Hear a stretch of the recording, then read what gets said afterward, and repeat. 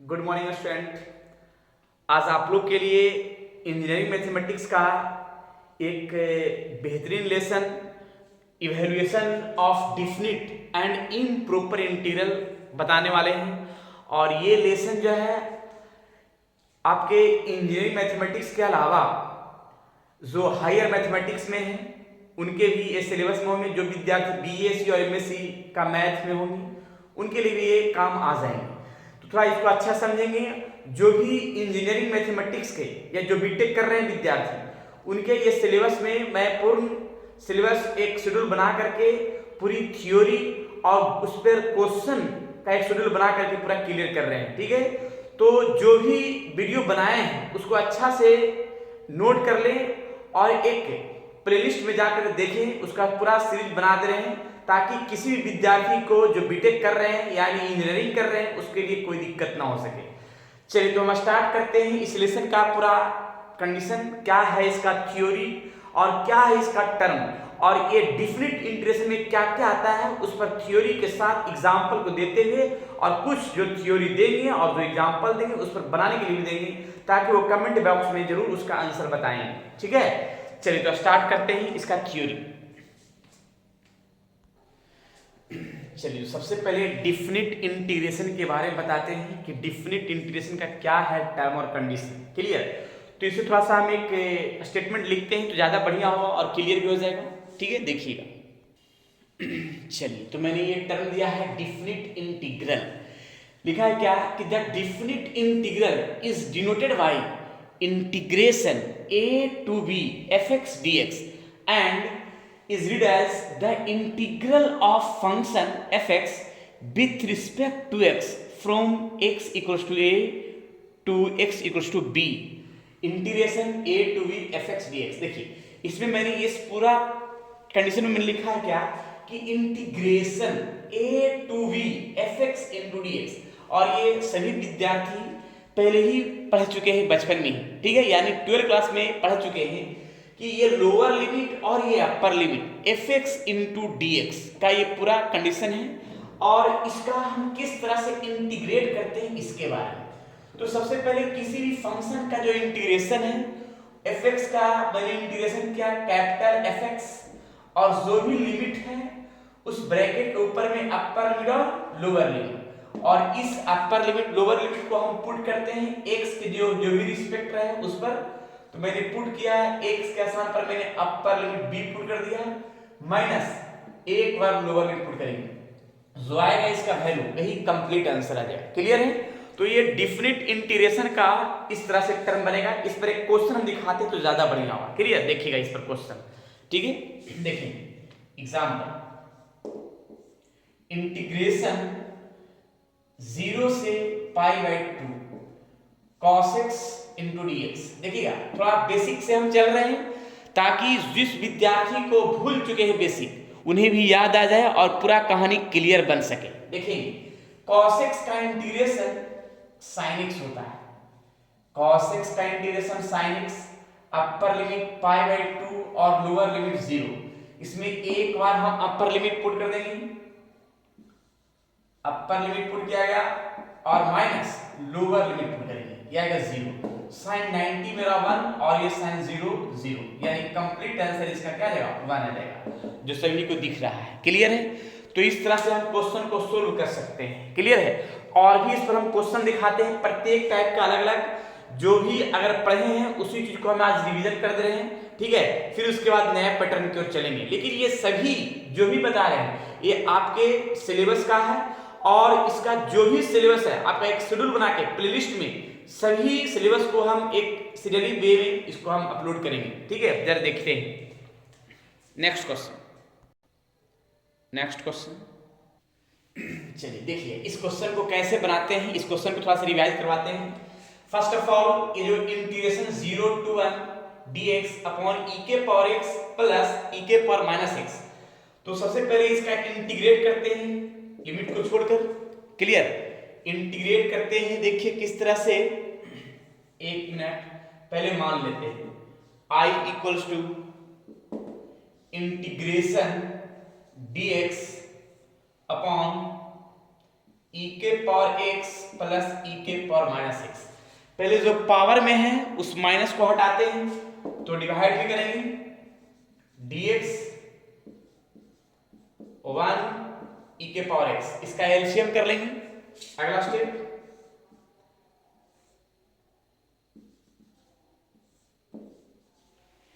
Clear है?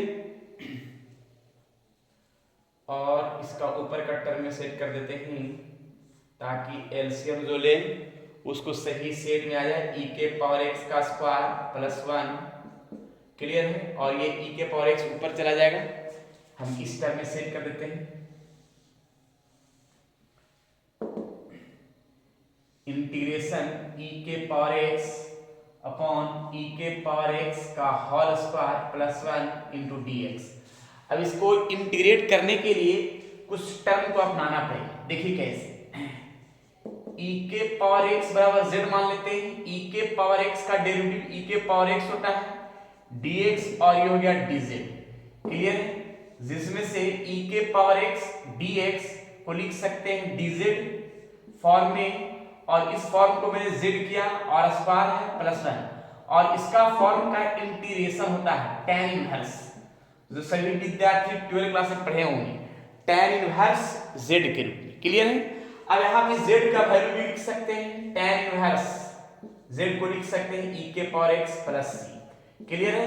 ये तो मैंने इंटीग्रेट किया है, लेकिन इंटीग्रेट किया है लेकिन इसका हम डिफिनिट जो है ना पुट नहीं किया है। तो जरा देखिएगा, according to question 0 to 1 dx e के पावर x प्लस e के पावर माइनस x।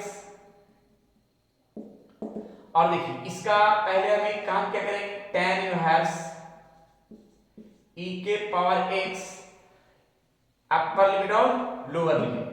तो एक बार इसमें अपर लिमिट पुट कर देंगे, tan इनवर्स e के power 1 minus tan inverse e के पावर 0। और एक चीज ध्यान रखिएगा कि tan इनवर्स e तो फिक्स रह जाएगा। क्लियर है?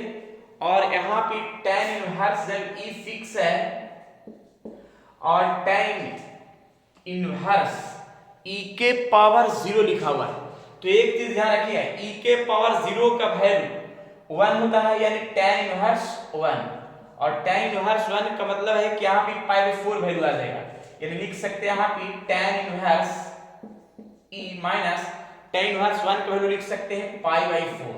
ये रहा मेरा कंप्लीट आंसर जो सामने दिख रहा है। ऐसा क्वेश्चन डिफिनिट इंटीग्रेशन में 12वीं क्लास में बहुत सारा पढ़े होंगे। क्लियर? चलिए नेक्स्ट क्वेश्चन की ओर चलते हैं। ठीक है,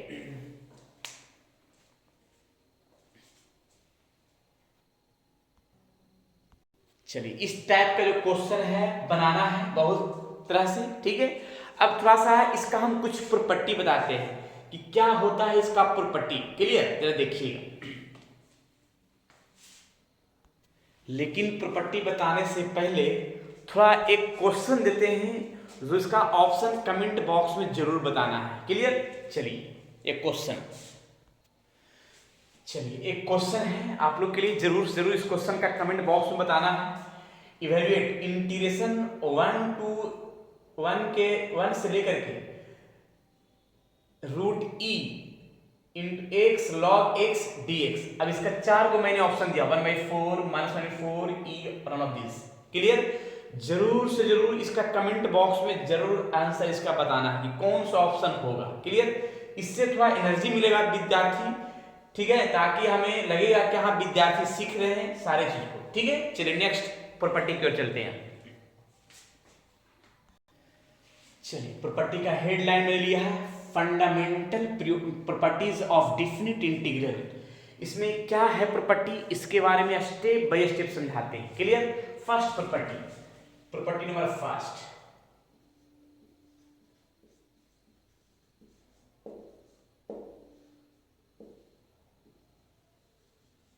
क्लियर?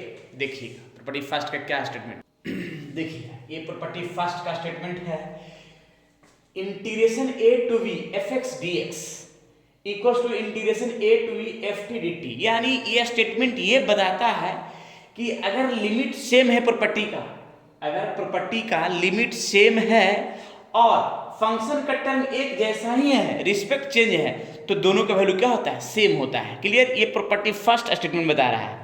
क्लियर, एक एग्जांपल से हम क्लियर कर सकते हैं। देखिएगा, एक टोटल टर्म पूरी एग्जांपल के साथ क्लियर करना है। देखिए, integration 0 to π/2 sin x into dx, और इसी टाइप का अगर इंटीग्रेशन लिमिट फिक्स रहेगी सेम टू सेम, और साइन तो साइन ही है, लेकिन इसका फंक्शन का रिस्पेक्ट जो है ना t, यदि दोनों का टर्म सेम है तो इसका वैल्यू भी क्या आ जाएगा, सेम आ जाएगा। क्लियर है, ये फर्स्ट प्रॉपर्टी का कंडीशन है। क्लियर, प्रॉपर्टी नंबर सेकंड की ओर चलते हैं। अगर हम दोनों का वैल्यू हम निकालेंगे तो दोनों का वैल्यू क्या आ जाएगा, सेम ही आ जाएगा। क्लियर है, तो इस तरह से प्रॉपर्टी फर्स्ट का हम टर्म सेट कर सकते हैं। क्लियर, जो भी बीटेक कर रहे हैं उस पूरी सिलेबस में ये दिखेगा, बाबू थोड़ा ध्यान से देख लेना है। बिहार इंजीनियरिंग का जो भी सिलेबस है, या फिर अदर स्टेट का भी इंजीनियरिंग है, या पूरी सिलेबस, ठीक है, ये गेट का, नीट का, ये पूरी सिलेबस हम पूरा क्लियर के साथ सेट कर रहे हैं, जो अच्छा से देखना है। चलिए, प्रॉपर्टी सेकंड में क्या है, integration a to b fx dx, और अगर किसी भी डिफिनिट इंटीग्रेशन का लिमिट चेंज करते हैं तो उसका वैल्यू चेंजिंग आता है, यानी लोअर लिमिट को अपर में, अपर लिमिट को लोअर लिमिट, तो आगे क्या लगेगा, माइनस लगेगा, फंक्शन वही रहेगा। क्लियर, ये डिफिनिट इंटीग्रेशन का प्रॉपर्टी नंबर सेकंड का स्टेटमेंट है। जैसे अगर इसका एग्जांपल हम लेते हैं तो देखिएगा, इंटीग्रेशन अगर मान लीजिए कोई भी इंटीग्रेशन लेते हैं 0 से π/2, 0 से π/2 और sin x into dx, और इसका मैं कुछ नहीं, इसका सिर्फ लिमिट चेंज करते हैं। लिमिट चेंज का मतलब है कि ये 0 ऊपर में और π/2 नीचे में करते हैं, तो आगे क्या लगेगा, साइन लगेगा। ये प्रॉपर्टी सेकंड का स्टेटमेंट है, ध्यान रखना है, ये पूरे आपके सिलेबस में काम आ जाएंगे। क्लियर है, ये प्रॉपर्टी सेकंड का है। अब थोड़ा चलते हैं प्रॉपर्टी थर्ड का क्या स्टेटमेंट, इसको मिटाने के बाद। क्लियर, चलिए प्रॉपर्टी थर्ड की ओर चलते हैं। प्रॉपर्टी थर्ड में क्या है, इसके बारे में देख लेते हैं। Integration a to b fx dx equals to integration a to c fx dx plus integration c to v fx dx, where जो भी c है वो लोअर लिमिट और अपर लिमिट के बीच में ही है, c का वैल्यू, यानी जो c का वैल्यू होगा वो लोअर लिमिट और अपर लिमिट के बीच में ही होगा। अब इस तरह से कैसा क्वेश्चन रहेगा, ये प्रॉपर्टी थर्ड, ये प्रॉपर्टी थर्ड बहुत काम का है, ये बहुत सारा जो है ना इस पर क्वेश्चन बनेगा। जितना भी मॉडुलस का क्वेश्चन रहेगा, यानी मॉडुलस का जो भी इंटीग्रेशन डिफिनिट इंटीग्रेशन रहा, इस प्रॉपर्टी थर्ड में बनेगा। ठीक है, तो कैसे थोड़ा होता है इसको यूज करके हम दिखाते हैं पूरा क्वेश्चन के माध्यम से, ज्यादा बढ़िया हो जाएगा। क्लियर, चलिए देखिए एक एग्जांपल लिया है। एक चीज हमेशा ध्यान रखना है कि ये प्रॉपर्टी थर्ड जो है, जितना भी डिफिनिट इंटीग्रेशन का मॉडुलस का क्वेश्चन रहा तो प्रॉपर्टी थर्ड का यूज करना है। कैसे करेंगे, स्टेप बाय स्टेप। सबसे पहले कि प्रॉपर्टी थर्ड में यूज करने के लिए लोअर लिमिट अपर लिमिट को सामने दिख रहा है, लेकिन इसके फॉर्मूला जो मैंने बनाया है उसमें c दिख रहा है, लेकिन c इसमें दिख नहीं रहा है, तो c कैसे आएगा इसके बारे में जानकारी देते हैं कि जो भी मॉडुलस के अंदर का जो फंक्शन है उसके इक्वल टू 0 करेंगे। जैसे देखिएगा यहाँ पे मॉडुलस के अंदर x - 2 इक्वल टू 0। क्लियर है, अब इसमें 0 किया जाएगा ताकि इससे x का वैल्यू आ जाएगा। x का वैल्यू आएगा क्या, x इक्वल टू 2 आएगा। मॉडुलस के अंदर जो भी फंक्शन है उसके बराबर 0 करेंगे ताकि जो x का वैल्यू आएगा, अगर लोअर लिमिट अपर लिमिट के बीच में आया है तब मेरा ये c कहलाएगा। क्लियर, अगर लोअर और अपर के बीच में आया है मॉडुलस के अंदर जो बराबर फंक्शन था उसको इक्वल टू 0 करने के बाद अगर लोअर अपर के बीच में आया तब मेरा c कहलाएगा, अगर बीच में नहीं आता तो c नहीं कहलाता। क्लियर, लेकिन c आ चुका है। अब इसके बाद जरा देखते हैं इंटीग्रेशन का फॉर्मूला सेट करते हैं a to c, यानी a मेरा है -5 और c है मेरा कितना 2, और modulus x - 2 into dx plus integration c to b, यानी c कितना 2 और b कितना 5, और modulus x minus 2 into d x.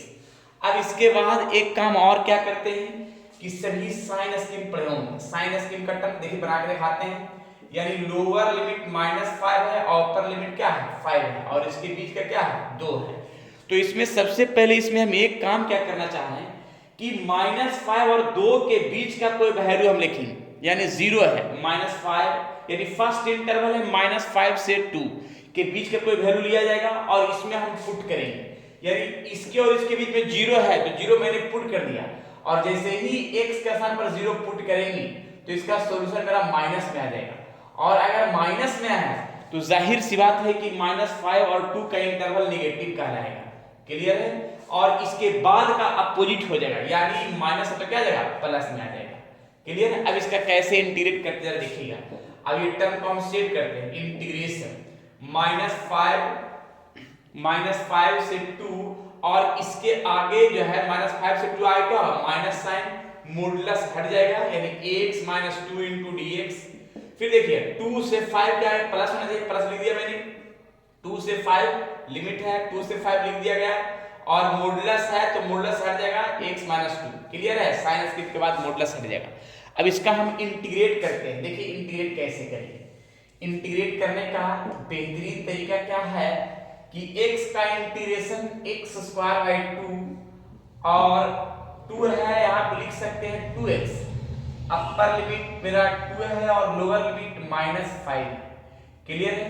अब इसमें एक चीज ध्यान रखना है कि फिर देखिएगा x का इंटीग्रेशन x स्क्वायर बाई 2 और 2x हो जाएगा इंटीग्रेशन, अपर लिमिट है 5 और लोअर लिमिट है 2।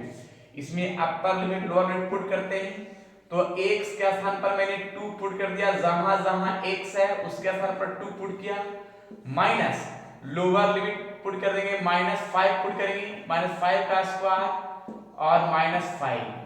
क्लियर है? ब्रैकेट से डन। अब इसके बाद हम पुट करेंगे इस फंक्शन के लिए। तो देखिए इस फंक्शन के लिए क्या पुट करेंगे, अपर लिमिट 5 पुट कर देंगे, 5 का स्क्वायर और 2 इंटू 5। ठीक है?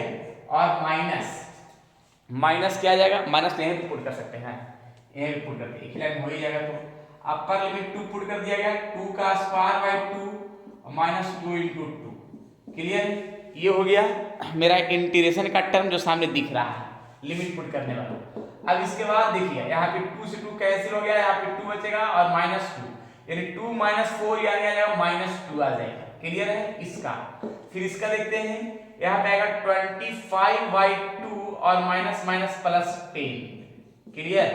फिर इसके बाद जब देखेंगे यहाँ पे आएगा 25/2 -10। फिर यहाँ भी देखेंगे क्या, इसका भी सॉल्यूशन देख लीजिए, 2y यहाँ पे 2 आ जाएगा और -4 तो -2 आ जाएगा। क्लियर? अब इसके बाद जरा देखेंगे क्या, ये आएगा -2 है, ब्रैकेट को हटाएंगे तो माइनस क्या आ जाएगा प्लस और माइनस प्लस 25/2 और माइनस प्लस 10 और फिर यहाँ पे 25/2 -10 और माइनस प्लस 2। अब इसके बाद जरा देखेंगे पूरा क्या है इसका कहानी। तो देख रहे हैं कि 25/2 और 25/2 यानी आ जाएगा ओनली 25। अब इसके बाद जरा देखते हैं 10 से 10 कैंसिल हो जाएगा और 2 और 2 क्या हो जाएगा 4, जिसको लिख सकते हैं 29। इसका कंप्लीट आंसर इस तरह से दिखा है। क्लियर? अगर जहां पे डॉट है उसको कमेंट बॉक्स में जरूर से जरूर बताएंगे ताकि इसका कंप्लीट सॉल्यूशन कर सकें और आंसर बताएंगे। चलिए ठीक है, तो इस तरह से हम नेक्स्ट प्रॉपर्टी की ओर चलते हैं। इस तरह से हम प्रॉपर्टी थर्ड का यूज करेंगे, अर्थात जो भी मॉडुलस का इंटीग्रेशन रहा उसको प्रॉपर्टी थर्ड से यूज करेंगे। क्लियर है? चलिए अब नेक्स्ट प्रॉपर्टी की ओर चलते हैं। चलिए इस प्रॉपर्टी थर्ड का कुछ जनरल फॉर्म है। जैसे कभी कभी होता है कि जो c का वैल्यू आएगा बहुत सारा आ जाएगा, 2 3 4 ऐसे इस तरह से आ जाएगा। अभी मैंने बताया था कि c का वैल्यू एक ही को आएगा, लेकिन कभी कभी ऐसा अपवाद में होता है कि c का वैल्यू 2 को आ सकता है, 3 को आ सकता है। तो इसका जनरल फॉर्म मैंने बताया है कि a to b fx dx, फिर a to c1, c1 to c2, c2 to c3 ... cn to b, यानी जो a और b के बीच में है वो सभी वैल्यू होगा C1 C2 C3 dot Cn। जब बहुत सारा value lower limit upper limit के बीच में आएगा तब का ये थ्योरी का सेट करना है। क्लियर? चलिए नेक्स्ट अब चलते हैं जरा, चलिए नोट कर लिए। नेक्स्ट देखिएगा प्रॉपर्टी नंबर 4 में मैंने क्या लिखा है, integration 0 to a fx into dx equals to integration a to 0 to a और यहाँ पे a minus x into dx। यानी मैंने क्या किया है कि जो फंक्शन है उसमें घटाया गया है। क्लियर है? तो इसी को हम इस फॉर्म में लिख सकते हैं। देखिए सबसे पहले इसमें मैंने क्या लिखा है कि लोअर लिमिट और अपर लिमिट को मैंने ऐड किया है, ऐड करने के बाद मेरा x आ गया और जो भी फंक्शन उसको सबट्रैक्ट कर दिया है। जैसे यहाँ पे मैंने एक्सप्लेन करके दिखाया है, इसी फॉर्म को इस तरह से लिख सकते हैं, integration a to b fx into dx। तो लोअर लिमिट और अपर लिमिट दोनों ऐड किया गया है और जो भी फंक्शन है उसको सबट्रैक्ट कर दिया गया है। क्लियर? ये प्रॉपर्टी 4 का स्टेटमेंट है। लेकिन सवाल है कि इस पर क्वेश्चन कैसे रहेगा, जरा क्वेश्चन दिखाते हैं, ज्यादा बढ़िया होगा। क्लियर? देखिएगा क्वेश्चन इसका क्लियर वे में क्वेश्चन देखना है, परफेक्ट हो जाएगा कहानी। चलिए मैंने यहाँ पे काम किया क्या, ये क्वेश्चन दिया 0 to 1 root x upon root x plus root x root 1 minus x into dx। कैसे सोल्यूशन करेंगे? लेट पहले इस फंक्शन को मैंने i मान लिया, 0 to 1 root x divide root x plus root 1 minus x into dx, equation first. Clear? And इसी form को मैंने lower limit upper limit add करना है, इंटीग्रेशन 0 to 1 लोअर लिमिट और अपर लिमिट को ऐड करेंगे, ऐड करके फंक्शन को सबट्रैक्ट करेंगे। क्लियर? तो आ जाएगा, देखिए मान लो 0 और 1 को ऐड करें तो 1 आएगा और जहां जहां x है उसको सबट्रैक्ट कर देना है। वैसा ही इस फंक्शन में वही काम करना है। क्लियर? ऐड करके सबट्रैक्ट कर दिया है, प्लस फिर यहां भी वही काम करना है, ऐड करना है और सबट्रैक्ट कर देना है। क्लियर? Into dx। अब जरा इसका हम पूरी कहानी जरा देखेंगे सेट करके बाद। देखिएगा, देखिए इस टर्म में यहां पे क्या काम करेंगे कि i है integration 0 to 1 root 1 minus x, फिर है रूट 1 माइनस x प्लस यहां 1 और 1 कैंसिल हो गया और माइनस माइनस प्लस x, यानी लिख सकते हैं root x into dx। Equation second, यानी इक्वेशन फर्स्ट है और इक्वेशन क्या है? सेकेंड है। दोनों इक्वेशन को हम ऐड करते हैं, फ्रॉम फर्स्ट प्लस सेकेंड, और i दोनों ऐड हुआ तो लिखाएगा 2i। क्लियर है? Integration 0 to 1 root x divide root x plus root 1 minus x into dx plus 0 to 1 root 1 minus x plus root x into dx। अब इसमें हम एक टर्म क्या बनाएंगे, दोनों का इंटीग्रेशन सेम है तो उसको हम साथ एक कर लेते हैं और एलसीएम ले लेंगे। क्लियर? तो एलसीएम दोनों का सेम हुआ, root x plus root 1 minus x root x plus root 1 minus x और इंटू dx। दोनों का मैंने एलसीएम लिया, दोनों सामने दिख गया। ये दोनों एलसीएम का टर्म जो दिख रहा है ये कैंसिल हो गया और कैंसिल होने के बाद जो टर्म दिखा 0 to 1 सिर्फ dx। अब dx का इंटीग्रेशन का टर्म मेरा क्या हो जाएगा? x हो जाएगा। देखिएगा dx का इंटीग्रेशन मेरा x हो गया। अब इसमें अपर लिमिट और लोअर लिमिट पुट करेंगे तो देखिए upper limit lower limit put जब किया तो 1 माइनस 0 1 ही लिखाएगा और यहाँ लिखेंगे क्या, i बराबर मेरा कितना आ जाएगा 1/2। ये मेरा कंप्लीट आंसर जो सामने दिख रहा है। क्लियर? तो इस तरह से हम प्रॉपर्टी नंबर 4 का यूज करेंगे जो सामने दिख रहा है। चलिए नेक्स्ट प्रॉपर्टी नंबर 5 की ओर देखिए। प्रॉपर्टी नंबर 5, प्रॉपर्टी 5 का क्या statement, integration -a to a fx into dx। इसका दो पार्ट, एक इसका इंटीग्रेशन 0 आएगा और एक integration 2 into integration 0 to a fx into dx। यानी 0 कब आएगा, जब फंक्शन मेरा ऑड होगा, और जब इतना कब आएगा, जब फंक्शन क्या होगा, इवन होगा। लेकिन दोनों का हम एक्सप्लेन करके हम एक एक करके बताते हैं तो ज्यादा क्लियर हो जाएगा, ठीक है। जैसे अब यहाँ पे पहचानने का तरीका कि दोनों का लिमिट अपोजिट टर्म में रहे, तब ऑड और इवन का टर्म चेक करेंगे। तो हम एक एक करके, हम पहले ऑड का चेक करते हैं, उसके बाद इवन का, और दोनों पर एग्जाम्पल क्लियर रूप में देते हैं, ठीक है, तो ज्यादा बढ़िया हो जाएगा। देखिए फर्स्ट फॉर्म को थोड़ा चेक करते हैं कि ऑड फंक्शन कैसे होगा। जब भी किसी फंक्शन का f माइनस एक्स बराबर माइनस एफ एक्स आ जाए तो समझ जाइए कि वो फंक्शन क्या है, ऑड फंक्शन का टर्म है। ये एकदम परफेक्ट रूप में देखना है। और जब ऑड फंक्शन होगा तो उसका डायरेक्ट इंटीग्रेशन क्या होगा, 0 होगा। लेकिन सर ऐसे जो है ना सवाल नहीं बनेगा जब तक कि आप एग्जाम्पल न देते, जब तक कि कुछ समझ में आने वाला नहीं है, ठीक है। हम एक एग्जाम्पल देकर क्लियर करते हैं। तो देखिएगा इसका एक एग्जाम्पल क्या है, क्योंकि मन में एक सवाल उठता है कि सर ये आया कैसे, कैसे चेक करेंगे कि ऑड फंक्शन का टर्म है, थोड़ा चेक करके बताइए तब तो समझ में आए। देखिए हम एक चेक करके बताते हैं तो ज्यादा बढ़िया होगा और क्लियर भी बन जाएगा। देखिए पहले तो ऑड और इवन के लिए दोनों का लिमिट अपोजिट टर्म में है। अब इसको कैसे चेक करना है देखना है। लेट fx इक्वल्स टू जो भी फंक्शन है उसको मान लिया मैंने fx बराबर, और जब भी ऑड और इवन चेक करना होगा तो उसमें x के स्थान पर माइनस ही पुट करना होगा। x के स्थान पर माइनस पुट किया तो देखिएगा माइनस पुट हो गया। अब साइन माइनस एक्स बराबर माइनस साइन एक्स होता है, यानी ये माइनस बाहर आ जाएगा। लेकिन माइनस बाहर आएगा, लेकिन माइनस को हम 7 बार मल्टीप्लाई करेंगे तो माइनस ही रह जाएगा, यानी माइनस बाहर के रूप में दिखेगा। क्लियर है। अब जरा सोचिए, ये माइनस तो मैंने माइनस लिख दिया, लेकिन साइन के पावर जो 7x है उसको हम लिख सकते हैं fx, यानी इसका मतलब है कि f माइनस एक्स बराबर minus fx, f minus x बराबर माइनस fx। तो समझ जाइए कि फंक्शन किसका है, ऑड फंक्शन का है, यानी कंडीशन किसका हो गया, ऑड फंक्शन।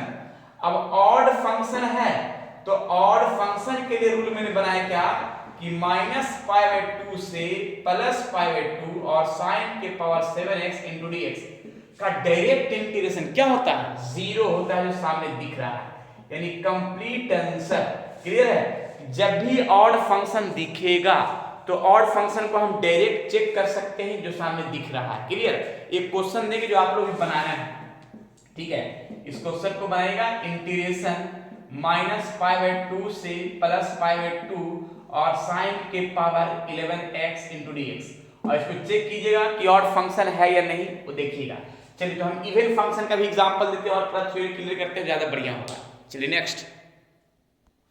चलिए इवन फंक्शन के लिए कुछ टर्म और कंडीशन सामने दिख रहा है।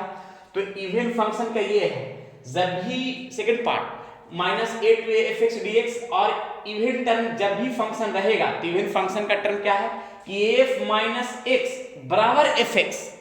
इसके पहले मैंने माइनस था ऑड फंक्शन के लिए, लेकिन f माइनस एक्स बराबर ओनली fx तो इवन फंक्शन होगा। और जब भी इवन फंक्शन होगा तो 2 से मल्टीप्लाई हुआ और जो लोअर लिमिट था वो 0 हो जाएगा और अपर लिमिट फिक्स रहेगा, और जो फंक्शन है वही फंक्शन रह जाएगा। इवन फंक्शन में 2 से मल्टीप्लाई। लेकिन क्वेश्चन कैसे रहेगा इसके बारे में देखते हैं एक बेहतरीन एग्जांपल के साथ, तो ज्यादा बढ़िया हो जाएगा और क्लियर हो जाएगा। ठीक है, देखिए इंटीग्रेशन -π/2 से +π/2 और sin के power 2x into dx। Clear. अब इसका थोड़ा सा देखते हैं मेन कहानी क्या है। सबसे पहले तो जो फंक्शन है उसको मान लेते हैं fx बराबर sin स्क्वायर x। अब इसमें हम चेक करते हैं, जब भी ऑड इवन चेक करना होगा तो माइनस ही पुट करना होगा। x में माइनस पुट किया तो sin स्क्वायर माइनस x, और sin माइनस x बराबर minus sin x, sin minus x बराबर माइनस sin x।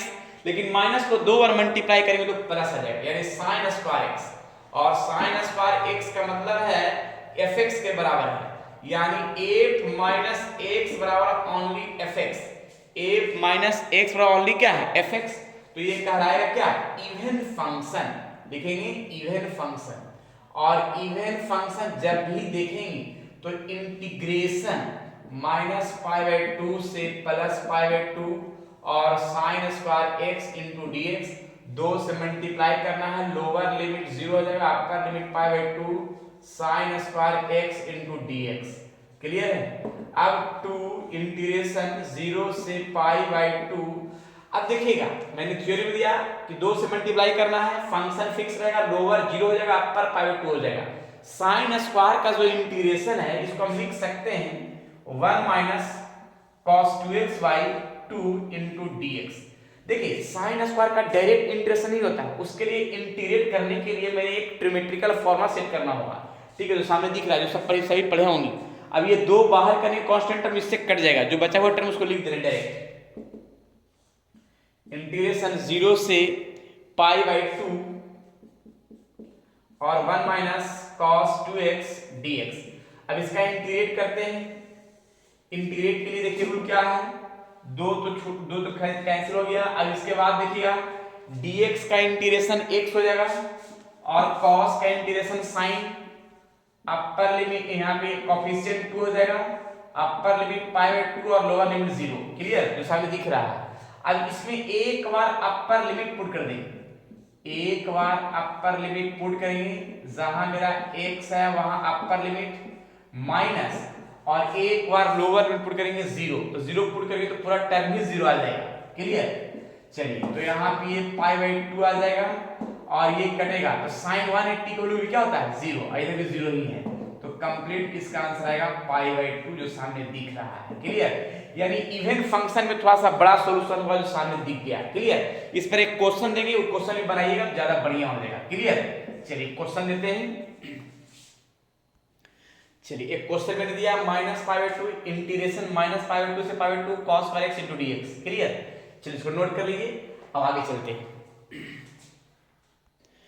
चलिए प्रॉपर्टी नंबर 6 में लिखा है क्या, integration 0 to n fx into dx equals to n integration 0 to a fx into dx।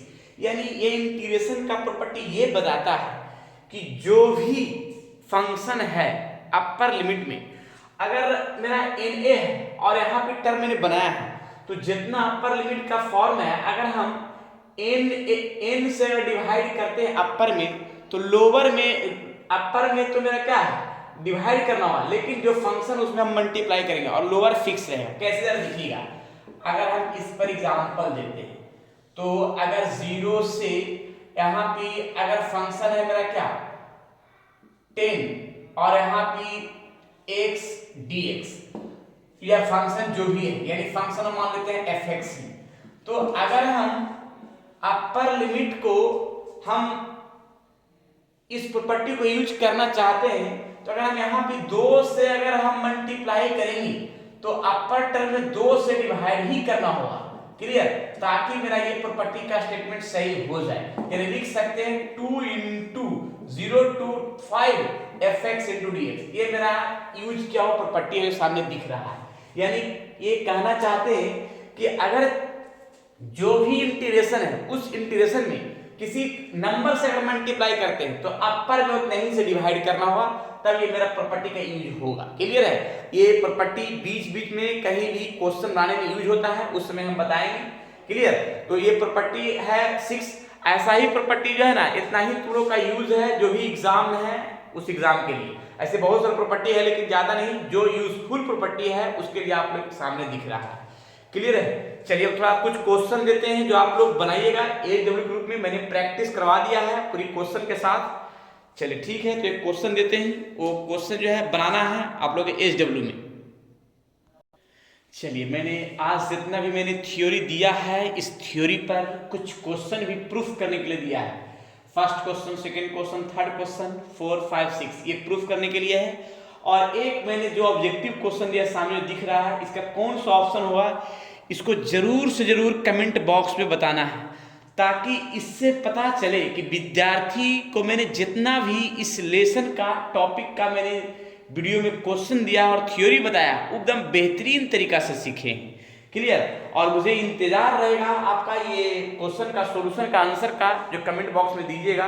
Clear, ताकि अगले क्लास में अगले वीडियो में मैं नए तरीके से और भी इससे डिफरेंट इंटीग्रेशन, ठीक है, ताकि इसको हम और भी डीपली जानकारी दे सके।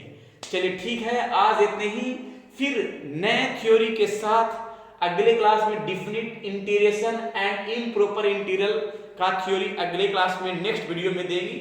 और जब तक के लिए इसको नोट करिए और क्वेश्चन को बनाइए, ठीक है।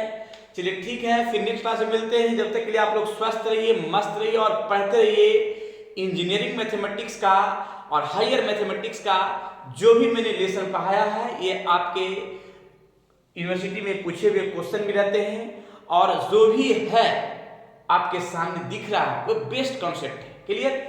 चलिए ठीक।